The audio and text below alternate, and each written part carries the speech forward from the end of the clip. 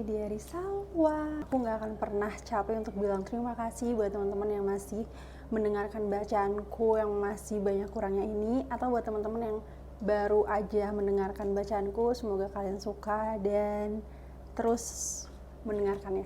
Oke, seperti biasa melanjutkan halaman sebelumnya. Oke, langsung aja. Yang keenam, cara menenangkan perdebatan. Setiap orang pasti menginginkan kemenangan, termasuk juga kemenangan dalam sebuah perdebatan. Berbagai cara dilakukan untuk bisa memenangkan sebuah perdebatan, mulai dari menghadirkan staf ahli, memperkuat barang bukti, bahkan ada yang terpaksa harus memilih jalan curang, yaitu dengan merekayasa barang bukti. Tentu saja setiap orang diberi kebebasan untuk memilih cara mana yang akan ia pilih untuk bisa memenangkan sebuah perdebatan. Namun meskipun demikian, sudah seharusnya bila kita tetap memilih cara yang positif untuk bisa memenangkan sebuah perdebatan. Berikut ini adalah beberapa cara yang sering dipilih orang untuk bisa memenangkan sebuah perdebatan. Yang pertama adalah katakan dengan data dan fakta.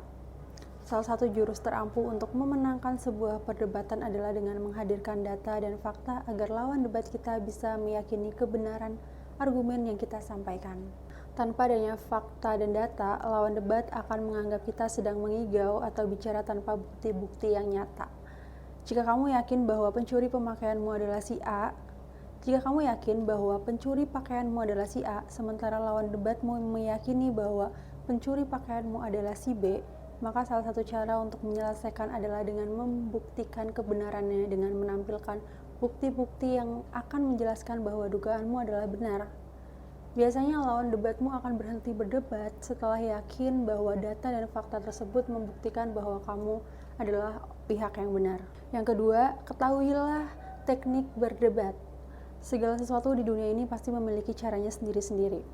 Untuk membuat sebuah buku bestseller pasti memiliki cara-cara sendiri. Mulai dari pemilihan naskah sampai pada pengolahan naskah dan lain sebagainya.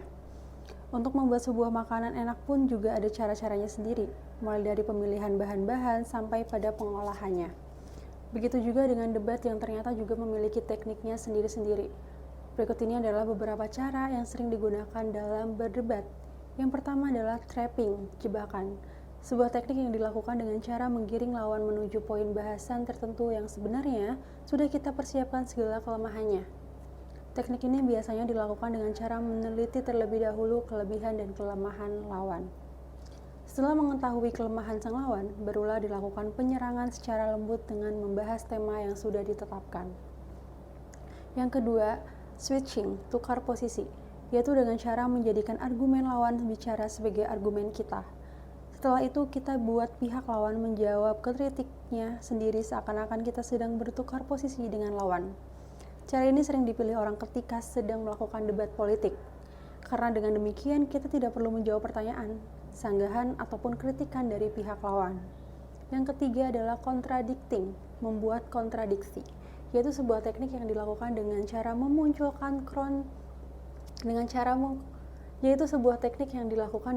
memunculkan kontradiksi-kontradiksi pada penalaran atau logika lawan.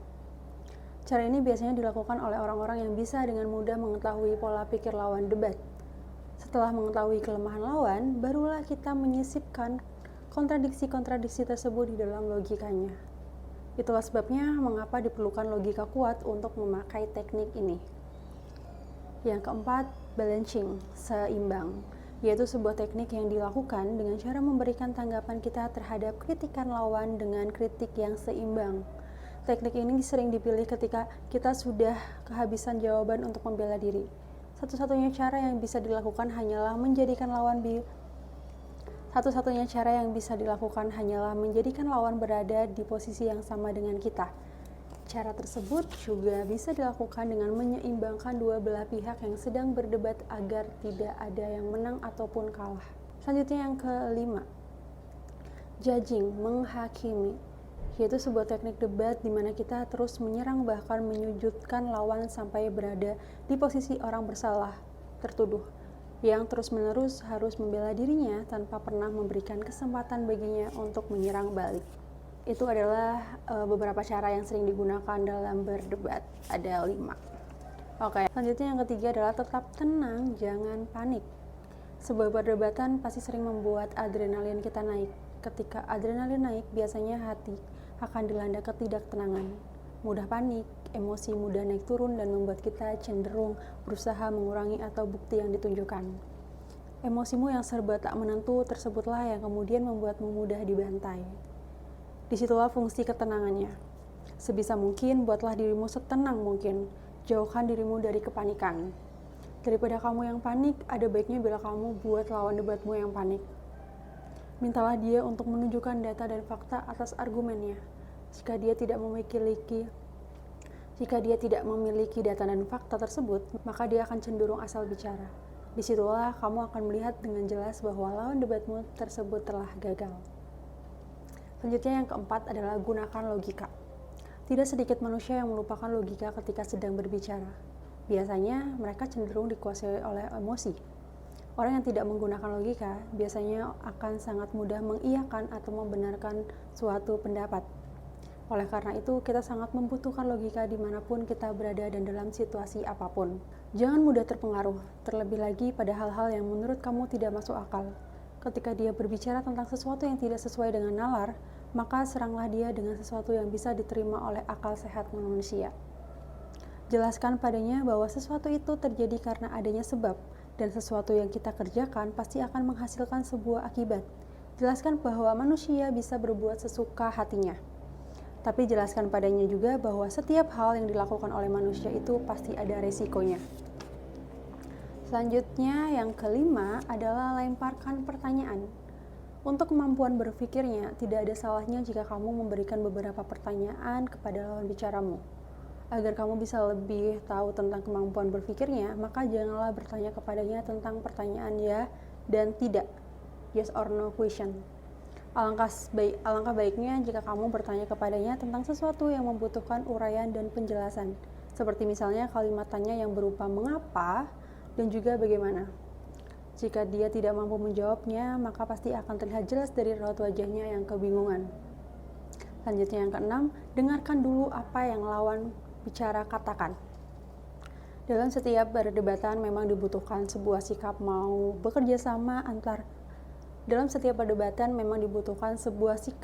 bekerja sama antara satu pihak dengan pihak yang lain.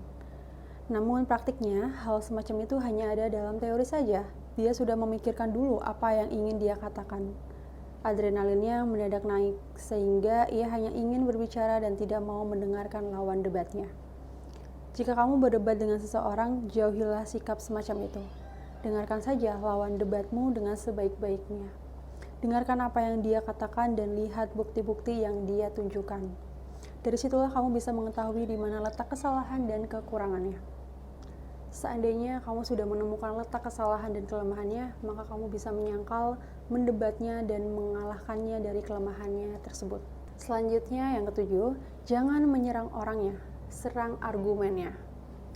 Sebuah perdebatan akan terasa sangat indah jika setiap pihak bisa menjaga dan mengelola emosinya sebaik mungkin. Sayangnya, biasanya rasa ingin menjadi pemenang dalam sebuah perdebatan membuat mereka menjadi sedikit lebih galak dari sebelumnya. Nafsu amarah mereka mudah naik dan ingin selalu menyerang lawan debat dengan berbagai cara. Jika kamu sedang berdebat dengan orang lain, maka jagalah sikapmu dengan sebaik-baiknya. Seranglah argumennya, bukan orangnya. Jagalah kestabilan emosimu. Orang yang mudah dikuasai emosi biasanya akan sangat mudah untuk dikalahkan. Tapi jika kamu bisa menunjukkan sikap tenang dan wajah penuh cinta dan damai, maka kamu bisa dengan sangat mudah menguasai lawan bicaramu. Hal tersebut dikarenakan sikap tenangmu bukanlah sembarangan tenang, tapi sikap tenang yang sangat menghanyutkan. Selanjutnya yang ke-8, tetap fokus dan jangan sampai teralihkan. Banyak cara yang bisa dilakukan orang lain untuk bisa memenangkan sebuah perdebatan. Salah satunya adalah membuat lawannya kehilangan fokus. Oleh karena itu, kamu harus berusaha agar tetap fokus. Perhatikan betul-betul apa yang disampaikan oleh lawanmu. Ketika dia sedang mengalihkan perhatianmu pada hal yang lain, berarti dia tidak memiliki argumen yang kuat pada hal yang sebelumnya, permasalahan awal. Saat itulah kamu bisa menggiringnya kembali untuk tetap fokus pada permasalahan awal. Jika dia benar-benar tidak menguasainya, maka kamu bisa dengan mudah mengalahkan lawanmu tersebut. Oke, itu beberapa cara yang sering dipilih orang untuk memenangkan sebuah perdebatan. Jadi ada 8 poin tersebut. Oke, selanjutnya di yang ketujuh, berdebat itu tidak boleh egois. Sifat egois adalah sifat yang hanya mementingkan dirinya sendiri. Dalam diri orang-orang egois, dirinya sendiri adalah orang yang pertama dan harus diutamakan, sedangkan orang lain tidak perlu dipikirkan karena tidak ada gunanya sama sekali. Sifat tersebut sangatlah tidak bagus. Bagaimanapun juga, kita bukanlah pemain tunggal dari drama kehidupan kita. Untuk membuat drama kehidupan kita lebih menarik, kita sangat membutuhkan pemain tambahan. Dengan demikian kita bisa hidup tentram selamanya. Tanpa kita sadari, sikap egois ini sering kali muncul dalam sebuah perdebatan. Di dalam perdebatan itulah kita selalu ingin agar pendapat kita lebih didengar oleh orang lain. Tidak hanya itu saja, kita terkadang juga ingin pendapat kita dibenarkan dan disetujui oleh orang lain. Tidak hanya itu saja, terkadang kita pasti juga meremehkan pendapat orang lain dan menganggap pendapat orang lain hanyalah sampah atau tidak ada bagus-bagusnya sama sekali. Jika sifat egois tersebut terus dipertahankan, maka orang akan memandang kita sebagai orang yang mau menang sendiri. Orang lain pasti akan berpikir bahwa kita orang yang tidak punya empati, simpati, atau bahkan hati nurani. Maka dari itu, sebisa mungkin tinggalkan sikap egois. Masalahnya adalah tidak semua orang tahu bagaimana caranya menghilangkan sikap egois. Padahal kalau kita mau belajar, kita pasti bisa menghilangkan sikap egois tersebut. Jika kamu merasa memiliki sikap egois, maka kamu bisa menghilangkan sikap egois tersebut dengan beberapa cara. Seperti yang pertama, kenali sumbernya terlebih dahulu.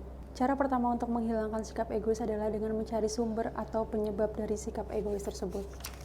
Yang kedua, tanamkan rasa simpati dalam dirimu. Selanjutnya, cobalah untuk bisa sedikit peduli dengan urusan atau permasalahan orang lain. Cobalah sekali saja untuk memasang telinga dan mendengarkan curhatan hati orang lain. Yang ketiga, belajarlah untuk lebih bersabar ketika berhadapan dengan orang lain. Bersabar memang terkesan mudah, tapi aslinya teramat sangat sulit. Terlebih lagi ketika kita berhadapan dengan orang yang selalu membuat kita marah dan menguras habis kesabaran di dalam hati kita. Tapi bagaimanapun juga, kita tetap harus benar-benar bersabar jika ingin terbebas dari sikap egois. Yang keempat, stop comparing. Orang yang egois biasanya sangat suka membandingkan dirinya dengan orang lain yang keadaannya jauh lebih baik dari dirinya. Sebagai contoh, misalnya ada sepasang kakak beradik yang bernama Joshua dan Cliff. Joshua yang selalu membandingkan dirinya dengan Cliff karena Joshua menganggap Cliff lebih fashionable bila dibandingkan dengan dirinya. Kondisi Joshua yang terlalu pesimis inilah yang kemudian membuat Joshua bersikap egois. Dia hanya memikirkan dirinya sendiri dan melupakan kebutuhan Cliff. Setiap kali ibunya pergi ke pasar, Joshua selalu minta dibelikan baju bagus dengan alasan bahwa ia ingin tampil lebih baik dari Cliff. Sikap Joshua tersebut tidak benar. Keinginannya untuk tampil mempesona memang tidak salah, namun yang disalahkan adalah ketika dia mengatakan bahwa Cliff tidak perlu dibelikan baju. Oke, selanjutnya yang kelima, selalu berprasangka baik kepada orang lain. Rasa egois tidak akan pernah ada jika kamu selalu berprasangka buruk kepada orang lain.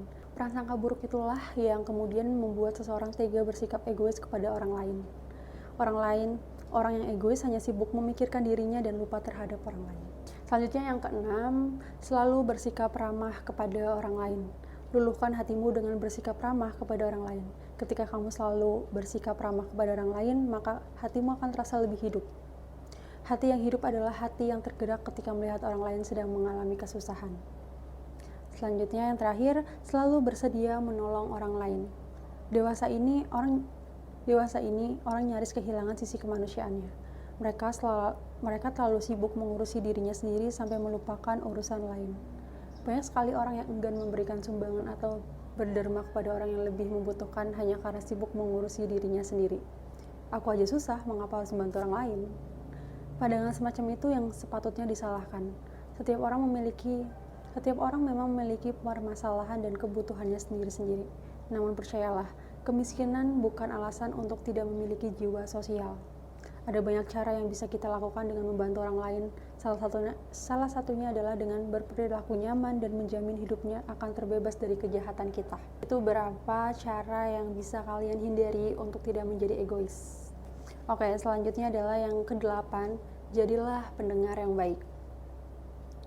Dalam berdebat, kita tidak hanya menyampaikan pendapat kita, tapi juga bisa Dalam berdebat, kita tidak hanya menyampaikan pendapat kita, tapi juga harus bisa menjadi pendengar yang baik. Tanpa adanya pendengar yang baik, sebuah perdebatan akan lebih menyerupai aksi teriak-teriakan di mana masing-masing pihak hanya mau berbicara saja. Bayangkan jika saja ada salah satu pihak yang mau jadi pendengar yang baik. Sosok pendengar yang baik benar-benar diperlukan dalam sebuah perdebatan. Alangkah baiknya jika kedua belah pihak bisa menjadi pendengar yang baik. Berikut ini adalah beberapa cara yang bisa kamu lakukan untuk menjadi seseorang pendengar yang baik. Yang pertama, ambil posisi siap. Jadilah pendengar yang baik dengan memasang posisi siap untuk mendengarkannya. Yang kedua, buat kontak mata. Selanjutnya, jangan lupa untuk membuat kontak mata dengannya. Hal tersebut akan membuat lawan bicara yakin bahwa kamu sedang melibatkannya dalam sebuah pembicaraan. Yang ketiga, mengakui.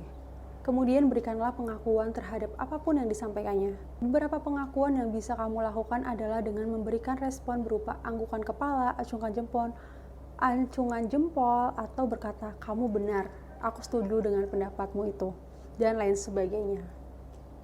Hal ini menandakan kepada orang yang sedang berbicara itu bahwa Anda sedang mendengarkannya dengan aktif. Selanjutnya, yang keempat adalah bertanya. Jika kamu diberi kesempatan untuk bertanya, maka kamu boleh bertanya seputar masalah atau informasi yang ia paparkan kepadamu. Yang kelima, peduli. Kemudian kamu juga diperbolehkan untuk menunjukkan kepedulianmu kepada lawan bicaramu.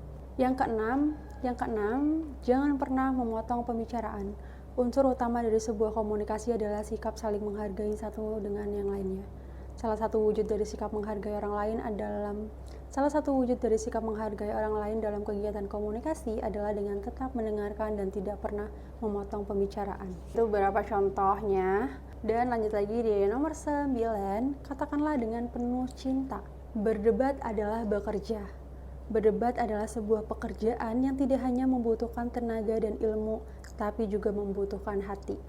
Orang yang berdebat tanpa hati cenderung tidak akan menuai hasil positif dari perdebatannya itu. Hal yang harus benar-benar kita tanamkan di dalam otak kita adalah bahwa berdebat itu adalah usaha untuk menyamakan persepsi tentang sesuatu. Hal tersebut juga berlaku ketika kita sedang berdebat. Sampaikanlah pendapat kita dengan bahasa yang sopan dan lembut.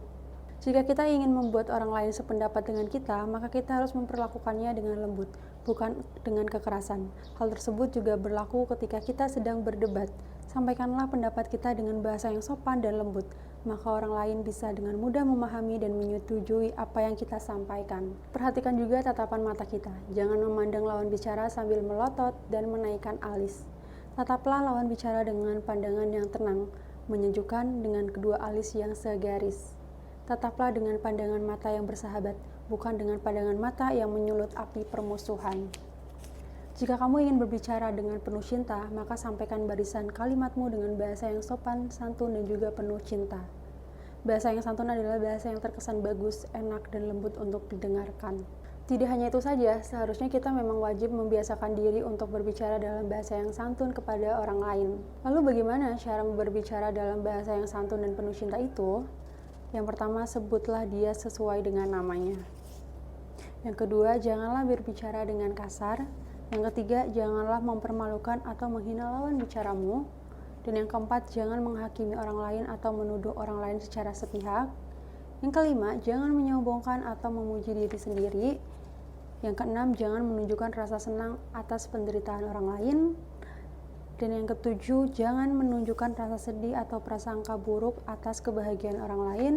Yang kedelapan, tunjukkan dan berikan tanggapan. Oke, sampai sini aja episode kali ini.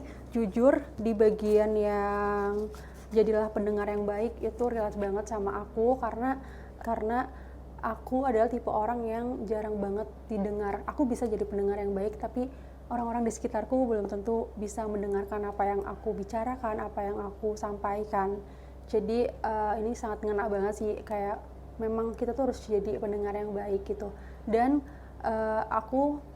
misalkan ada yang nanya, kenapa kamu tetap menjadi pendengar yang baik? Karena aku mikirnya adalah kalau orang nggak bisa jadi pendengar yang baik, seenggaknya ada satu orang di dunia ini, yaitu aku. Jadi aku selalu berpikir positif seperti itu. Aku nggak tahu itu baik atau enggak, tapi dengan itu aku akan tetap selalu menjadi pendengar yang baik. Karena dengan aku berpikir seperti itu, aku merasa aku harus jadi pendengar yang baik gitu. Oke, sampai sini aja. Thank you buat teman-teman. Sampai jumpa lagi.